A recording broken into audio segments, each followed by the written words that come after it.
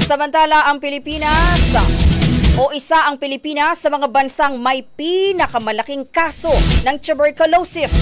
Batay ho sa 2024 World Health Organization Global Tuberculosis Report, pang-apat ang Pilipinas sa may maraming bilang ng naturang sakit.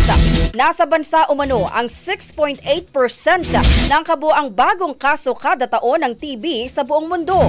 Sinasabi rin sa report na higit kumulang 739,000 na mga Pinoy ang nagkasakit ng TB noong 2023, pero higit 570,000 lang ang naiulat ng Department of Health.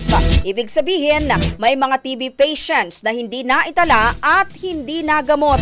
Dahil dyan, pinaiigting na ng DOH ang active case finding nito upang mahanap ang mga pasyenteng may TB at maituloy ang kanilang pagpapagamot.